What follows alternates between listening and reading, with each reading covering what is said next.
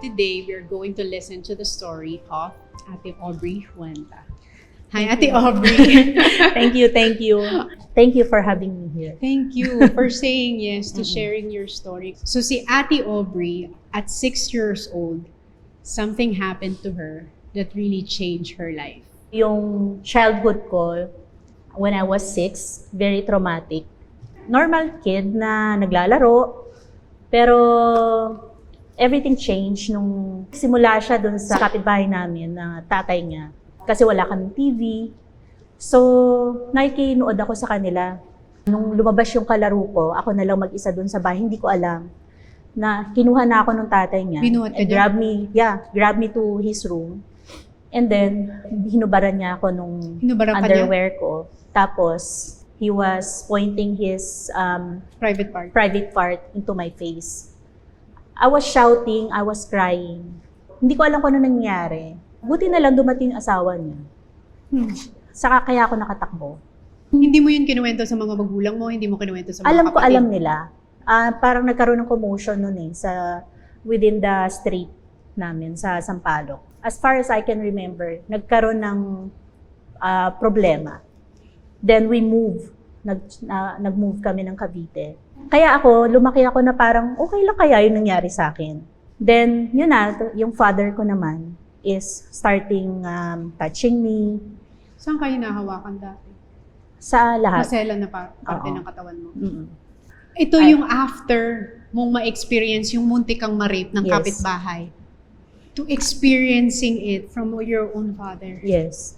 Ano yung iniisip mo noon nung tatay mo na yung gumagawa ng bagay na yun sa'yo? Kasi Umiyak ka ba? yung age ko ng 6 to 8 siguro, parang hindi pa siya ganun nagba-validate. Kasi yung papa ko mabait eh. Pero alcoholic kasi siya. So, pagka Nakainom? he's into alcohol, ginagawa niya itong mga bagay na ito. Parang nagiging ibang tao siya. Pero siguro feeling ko nawawala lang inhibition. Pero may desire. Nandun yung desire niya to do it. Naaalala mo pa ba yung unang-unang beses na ginawa yun sa'yo? Naalala ko lahat. Hanggang ngayon, dala-dala yon ng mga na-abuse. Yung smell, yung touch, it affects the marriage or yung relationship mo sa tao. Some people, they don't understand bakit kami ganito. Pero it has a big impact. May mga triggers. Alam mo ba, hindi ako gumagamit ng lotion. Lotion. Ayoko ng lotion kasi naalala ko, ginagamitan ako ng lotion ng tatay ko. Pagka yung nagre-refuse ako, sinusuntok niya yung hita ko or kunwari tatabi ako sa lola ko, yayakap ako maigpit paggabi para hindi niya ako makuha. Pero nakukuha, hihilahin niya yung buhok ko, gising niya ako. Meron pang instances yung galing ako sa school, siguro mga grade 3 or 4, sinundo niya ako sa bike. Nakasakay ako sa bike, sabi niya sa akin, o mamayang gabi pumunta ka sa room ko. Takot na takot na ako nun. Nung time na yumayakap ka mahigpit sa lola mo, hindi ba nagigising ang lola mo pag kinukuha ka ng daddy mo? Hindi ko alam. Actually, big question talaga yan sa akin. Kasi parang lahat sila tulog. One of my sister, ginawa din ng tatay ko yung same So hindi lang story. ikaw, Yes. pati yung kapatid mo. Oo. Minsan may mga nagtatanong, bakit hindi ka nagsumbong? I tried. Marami akong kamag-anak, they know. Pero Sinabihan kasi mo nga, sila? it's a taboo nga siya eh. Shame of sa family namin. So hindi nila pinapansin. Hindi, sabi, antayin ko na lang daw magbago yung father ko, ganon. Hindi mag-register sa utak ko, paano ko siya ipaprocess. Bakit nangyayari yun? Yes. Di ba may instances pa na hindi ka maka-CR, hindi ka makaihi? Yes. Dahil? Kasi yung bed namin, 2 room eh. Dadaan muna ako sa kwarto ng papa ko bago ko pupunta sa CR. Kasi yung CR namin nasa baba. So, takot na takot ako nun, bababa kasi for sure, may gagawin na naman siya sa akin. So, minsan, katitiis ko, niihi ako sa bed, on my own bed. Na hindi minsan nagtataka sa akin, lola ko, bakit ka ba ganyan? Bakit ka ba ihi ng ihi sa bed, ganyan? Lola, nakalimutan ko eh. Ganun. Kaya pala akong Elizabeth kasi I was avoiding my father. Pinaprotect mo yung sarili mo. Almost every night yun. Kasi wala rin lagi mama ko. Alam ng mami mo. Yes, alam niya. Kaso, she's hoping din na siguro sa shame din. Tabo nga. Shame of the family. Tsaka, ang tagal bago ko naisip how she allowed all these years yung nangyari sa amin. So, sinabi ko yung nangyari. Kaharap yung papa ko that time. Siguro mga 11 or 10 years old ako. Sabi kong ganun. Si papa kasi, ayaw niyang tumigil. So, nalaman na niya. Sinabi ng mama ko, paano ko pag nabuntis mo yung anak mo? Parang ganun. Tapos, I remember, sabi ng papa ko na, hindi ko na uulitin. Sabi ko nga, bakit ganun? Parang walang nakakarinig sa akin. Nag-i-exist lang ako. Pero walang love. Kasi hindi naman kami nag-uusap sa bahay. Never kaming nagkaroon ng conversation as a family. Sinabihan ka ba ever ng parents mo ng I love you, mahal kita, anak? Wala. Never mong narinig sa parents mo yun? Mahal kita, anak. Halos everyday ako nagdadasal. Ang pinagdadasal ko lang, wag akong galawin ng tatay ko. Yun lang. Araw-araw yun. At 14 years old, di ba? Dahil lagi kang tulog sa klase mo. Napansin yun ng teacher mo. Yes. Anong sinabi mo sa teacher mo? Sabi niya, Aubrey, ano bang nagiging problema mo? Tulog ka ng tulog sa klase. May trabaho ka ba? Ano ba ginagawa mo? Tinanong niya ako. Bigla lang ako umiyak. Tapos tinawag niya ako dun sa private room nila, yung sa office. So, nag-open up ako. Sabi ko, kasi yung papa ko, ganito yung ginagawa sa akin, ganyan. So, sabi nga, ako sa'yo magtrabaho ka na lang or maghanap ka ng asawa na mayaman, tapos iwanan mo na yung pamilya mo. Tayo, nakilala ko yung naging first husband ko. Ilan taon yung first husband mo? 40 plus siya that time, nung 14 ako. 42 siya. Tapos 14 ka. Nagpakasal kayo? 19 pala ako, nagpakasal kami. Saan mo siya nakilala? Sa restaurant namin. Siya sabongero, ganyan. May kaya talaga. I remember yung papa ko, may sarili na ako nung room. Binabang niya yung door ng kwarto ko. And then sabi niya, bago ka pa magalaw ng iba, ako muna. Sobrang takot na takot ako nun. Kaya tanawagan ko nun yung naging husband ko na gusto ko na umalis dito sa bahay. Inamin mo ba sa asawa mo yung ginagawa sa'yo? No? Hindi. Hindi niya alam. Never niya nalaman. You came from an abuse. Thinking na if you marry this person, this senior sa'yo, na masisave ka na dun sa problema mo. Yes. Pero nung nagsama na kayo, you were abused again. After siguro 3 years namin or 2 years namin pagsasama, doon na lumabas. Gumagamit siya ng gadget, ganyan. Hindi ko naiintindihan ang sex eh. Diba? Hindi ko naiintindihan yung... Wala kang education about it. Wala akong education talaga tungkol doon. Nung ginamitan niya ako noon, feeling ko normal. At first Pero nung nagiging, tumatagal na, sumasakit na siya. Hindi na ako nag-i-enjoy, nasasaktan na ako. Bakit hindi mo siya hiniwalayan nung time na yun? Mahal ko naman kasi talaga siya. Awa, kasi may sakit din siya. Tapos, siguro in need din. Kasi siya din nagsusupport sa family ko. Siya nagpapaaral dun sa iba kong kapatid. Siya nagbabayad ng upa ng mama't papa ko. So, nandun ako sa sitwasyon na gusto ko nang umalis pero di ko magawa. Kasi iniisip ko yung mga kapatid ko. Paano na kaya yung future nila? Ito na lang yung kaya kong gawin for them.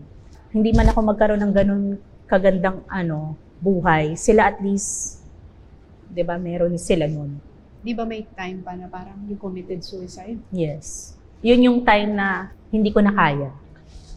Kasi parang ang naging cycle ng buhay ko that time, nung husband ko lagi nasa probinsya, nagsasabong, di ba? Uwi siya, parang wala akong kausap.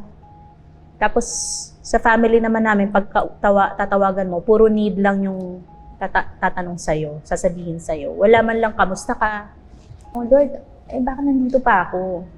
Ayoko na, pagod na ako. So, ginawa ko, ininom ko lahat yung gamot na parang sa puso yung husband ko. As in, isang bote niya ininom. Nag-50-50 ako noon that time. Nung nabuhay ka, nagalit ka ba? Nagtaka ka? Sabi, nagtaka lang ako. Bakit pa ako nandito? Tapos nakita ko yung kapatid ko nandun, yung mama ko nandun. Tinanong ka ba nila bakit ka nagpakamatay? Sabi ko ayoko na eh.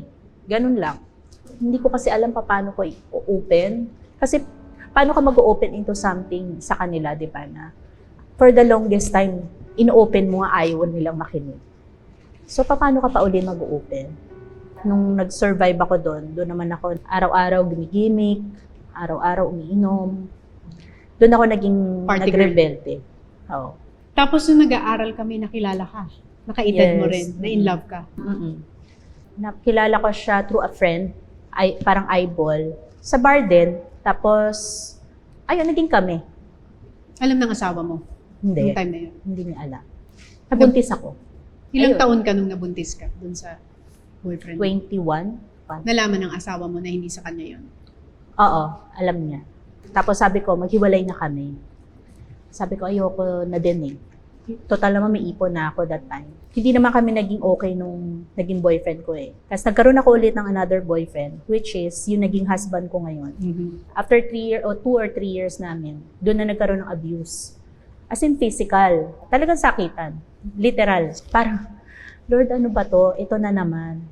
Nag-pray ka kay Lord during that time that you were in the relationship. Anong sinabi mo sa kanya? Ang sabi ko, hindi ko makakalimutan yun. Ang sabi ko, Lord, pagod na ako. Gusto ko na magpahinga. Ang anak ko na noon 5. Kasi nagkaroon kami ng anak 3. Bakit ka nag-pray ng ganun? Binugbog ka ba niya nung time na yun? Kasi gusto ko na namang magpakamatay eh. Kasi binubugbog niya ako lagi. Kung hindi lang siguro dun sa mga bata. Baka nag-suicide na ako. After mong mag-pray, may nangyari, di ba? Yes. Parang sinagot ka ni Lord Oo. sa isang kakaibang way. Di ba? Oo. Sobra. Kasi siguro after a few weeks lang yun, yung friend ko nag-order sa akin ng mga wine kasi nagbebenta-benta ako that time. Tapos hindi ko akalain na doon sa coffee shop, meron siyang warrant. Tapos Arrest. hinuhuli siya. Sabi, we have a warrant of arrest, ganyan-ganyan sa'yo. Siya yung hinuhuli Tapos dinampot din nila ako. Sabi ko, bakit niyo ako huhulihin? Sabi ko, siya lang naman may kasalanan. Yun na, nagwawala na ako that time. Parang iyak ako ng iyak. Yung pala, I found out na, parang kidnap for ransom kami. So, abuse at 6 years old, got married at 14, 28, may 5 kids ka. Nagdasal ka sa Diyos, sabi mo, gusto mo nang matapos ang lahat. 2 weeks after, nakulong ka. Nag-pray ka uli nun, nung nasa kulungan ka. Oo. Kasi iniisip ko noon yung mga anak ko. Anong pinagdasal mo nung time? Paano na sila? Pero parang mayroon nag-ano sa akin na hindi kita pababayaan. Naalala ko yung sa Big J, lahat tabi-tabi. Wala ka nang mahihigan. Hindi ako nakahiga. Nakaupo lang ako. And I was praying. Parang ginamit ko yung opportunity na yun to ask for forgiveness kay God. Lord, sige, whatever kung itong pinagdadaanan ko ngayon. Basta huwag mo lang pababayaan yung mga anak ko. Susundin ko, aayusin ko yung buhay ko. Yun lang prayer ko sa Kanya. Paano mo nahanap si Lord sa kulungan? Nagbibigay sila ng Bible. Tapos bigla siya nagsalita kasi mabilis lang. Bawal kasing sila magtagal doon. Mga nagre-reach out sa mga jail. So sabi niya, si Lord, pinatawad na kayo. Basta magsisilang kayo. Tapos binigay niya example ng yung kasama ni Jesus Christ sa cross, yung 2 prisoner, 'di ba? Yung Right napako there sa and there, krus. oo, yung isang person na yun right there and there pinatawad ni God. Bakit kayo hindi niya kayo kayang patawarin? Then nag-struck talaga siya sa akin. Ganun, Lord, ganun kabilis. Parang ganun. Papatawarin mo ko. Kasi ang dami ko talaga ding maling ginawa sa buhay ko. Sa husband ko, siguro sa mga anak ko din. Sa family ko. So, ginawa ko siyang parang penance. Yun yung parang, oh sige Lord, pagdadaanan ko to. I will go through this. So nung narinig mo yon na pinatawad na kayo sa mga kasalanan mo at naiwan yun sa puso mo, paano ka nagbago after nun? Everyday ako nagbabasa ng Bible. Mahirap yung buhay ko doon. Siguro in general sa lahat ng nakakulong doon. Ang pinakamalungkot ko is Pasko at New Year na hindi mo kasama yung mga anak. Mga birthdays nila. So everyday nagbabasa ako, tapos nag-attend ako ng mga ministry doon, yung mga Bible study. Siguro yun yung pinakamabigat na nangyari sa akin. Pero yun din ang pinaka intimate time ko kay God. Nagising ako ng 3 a.m. just to read my Bible, to pray. Kailan yung time na nalaman mong lalaya ka na? Sabi sa akin, Aubrey, magagrant na yung bail nyo. Actually, bail yung in-apply namin eh. Pero nung nakalabas ka, changed person ka na. Oo. Doon na ako nag-start mag-seek kay God ng, sige Lord, parang everyday na siya na yung kinakausap ko sa lahat ng decision ko. Sa work, sa lahat ng aspeto. I seek for Him muna. Hindi na ako yung tira lang ako ng tira. Sige, may kikitain ako dito. Sige, dyan na ako. Parang ganon. Ang galing, no? Parang habang nakikinig ako sa'yo, na-realize ko, kung kailan ka nakulong, doon ka naman pinalaya ni God.